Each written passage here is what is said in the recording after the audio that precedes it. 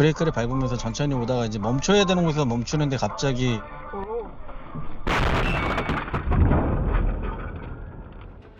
택배업은 이제 노란 번호판을 달거든요. 이 차를 전손 처리를 하게 되면 번호판 자체가 없어지는 상황입니다. 보조금을 한 50% 정도 받았는데 그 보조금 자체도 이제 더 이상 못 받게 되는 상황이라서 제가 지금 일도 못 하고 있는 입장이기 때문에 금전적으로도 좀 많이 어려운 상황인데.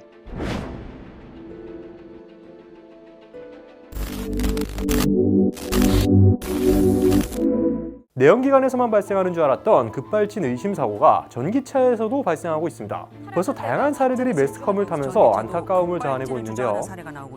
오늘은 아마도 이 차에서 발생한 급발진 의심사고는 최초이지 않을까 싶습니다. 바로 현대차가 생산하는 포터 일렉트릭인데요. 오늘의 제보자분은 택배기사님이시며 업무용으로 전기 포터를 구매하신 뒤 1년도 채 지나지 않아 급발진 의심 사고를 겪었습니다. 물론 언제나 그랬듯이 제조사는 EDR 자료를 제시하며 급발진 사고가 아니라고 주장하며 대립 중인데요. 해당 차주분이 정확하게 어떤 일을 겪으신 건지, 그리고 제조사의 대응은 어땠는지 지금부터 함께 확인해 보시죠. 현대포터2 EV 차량이고요. 2021년 9월식으로 3,800km 정도 주행했습니다. 일종 보통 운전 명령이 있고 30년 정도 됐습니다. 아파트 단지 지상은 이제 택배 차량만 이제 운행할 수 있고 시속 10km에서 15km 정도까지만 운행이 가능한 곳이기 때문에 그냥 브레이크에서 발만 떼어도 차가 운행이 될 정도의 거기서 이제 사고가 난 거죠. 전 동에서 그 다음 동으로 이제 차를 몰고 가는 곳이 한 15m 가다가 우회전, 15m 가다 우회전, 그리고 다시 또 15m 정도 해서 20m 정도 가서 우회전해서 서야 되는 곳이거든요. 엑셀도 밟지 않고 브레이크를 밟으면서 천천히 오다가 이제 멈춰야 되는 곳에서 멈추는데 갑자기 풀악셀로 그냥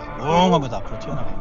현관 그 대리석에다가 그 거리가 한 10m 정도 될 것 같아요. 그래서 차는 앞부분이 다 망가지고 안에 있는 실내 부분도 이제 뒤로 밀려가지고 제가 좀 다친 것도 있고요. 제가 사고가 나고 나서 잠깐 의식이 잃었었거든요. 그러다가 눈을 떠보고 시동을 끈 거로 기억을 해요. 바퀴가 돌아가진 않았던 것 같아요. 사고 영상을 다시 한번 볼게요. 아파트 주차장 내에서 코너를 천천히 돌다가 정차해야 되는 시점에서 갑자기 차가 돌진하며 벽에 충돌을 했죠. 일반적인 상식으로는 저 상황에서 엑셀을 밟을 만한 이유는 없지만 이를 증명할 수 있는 자료가 없다 보니 결국 피해자는 상황을 정확하게 입증할 수가 없는 상황입니다. 급발진이라고 이제 저는 생각을 하고 있는데 현대에서는 EDR 그거만 보고 엑셀을 밟았다 운전 미숙이다라고 얘기를 하고 있는 거고요. 일반 도로였다 그러면 브레이크를 밟는다고 밟다가 엑셀을 잘못 밟을 수 있을 거예요. 근데 택배하는 지상에 있는 주차 공간으로 가는 곳은 엑셀을 밟지 않고도 그냥 브레이크에서 발만 띄고 오토기 때문에 가지 않습니까? 그렇기 때문에 밟은 적이 없어요. 1, 2초 사이에 그렇게 차가 갑자기 확 튀어나가가지고 부닥치는 거거든요. 거기는 2.5초에 프렉스로 돼 있는데 제가 받기 전까지 그 거리가 1, 2초가 안 될 것 같아요. EDR 그거 할 때에도 제가 그러면 현장을 가서 조사를 해봐야 되지 않느냐. 자기들은 그냥 EDR 그 측정 자료만 보고선 얘기하기 때문에 가보진 않는다고 얘기하더라고요. 그건 EDR 검사만 가지고 얘기하는 거지 실질적인 건 보지 못하지 않습니까? 경찰에서도 나왔었는데요. CCTV 자료 보고 급발진이 아닌가라고만 얘기하고 말고 그냥 가시더라고요. 그래서 그냥 조사는 끝났습니다. 이제 3,000km 좀 넘게 탔으니까 그 전에는 그런 증상은 없었습니다. 차 되게 만족하면서 타고 있다 갑자기 사고가 나서. 결국 제조사는 EDR 자료를 기반으로 급발진이라며 주장하고 있고 경찰 역시 간단한 조사로 급발진인 것 같아 이 정도로만 수사를 끝낸 상황이죠. 사고가 나기 전 전조 증상조차 없어졌던 터라 정말 마음이 답답하실 것 같은데요. 차주분은 이제 이 차를 어떻게 하실 것이며 향후 대처는 어떻게 하실 것인지 함께 여쭤봤습니다.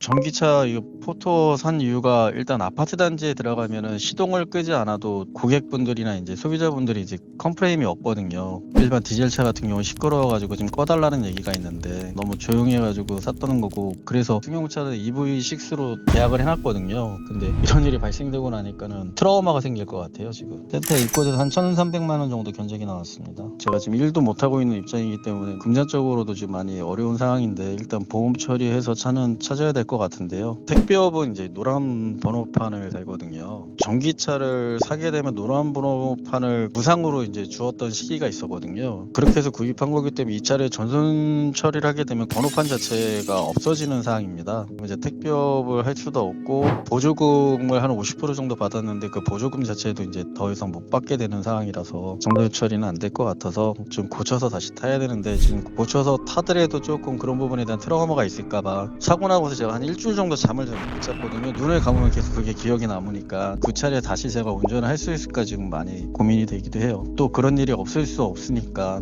제가 알기로는 지금까지 전 세계적으로 급발진이라고 소비자 입장에서는 얘기하지만 어떤 제조사든 이 급발진이라는 말을 안 쓴다고 얘기를 하더라고요. 모든 걸 EDR이라는 그 단순한 기계를 가지고선 측정을 해가지고 운전 미숙이다 아니면 소비자가 잘못한 부분이다라고 얘기하는 부분이 너무 황당하다라고 얘기할 수도 있고요. 전 세계적인 차들 중에서 100%다 완성차로 나와주면은 그 중에서도 분명히 불량품이라는 게 단 1%든 0.몇%든 있을 텐데 그런 부분에 대해서는 대기업들도 인정을 하고선 받아들일 수 있는 받아들이고 소비자들이 좀 더 신뢰할 수 있는 차를 만들어야 되는데 그냥 무조건 소비자 잘못이다라고 얘기하는 부분이 억울해서 알리려고 했습니다. 앞으로는 이런 급발진이라는 부분에 대해서 소비자 입장에서도 억울함이 없었으면 하는 게 제 생각입니다. 단 1%든 0.1%든 어떤 문제가 발생됐을 때 어떤 측정치만 가지고 판단하지 말고 소비자 입장에서 생각을 해서 판단을 해줬으면 좋겠습니다.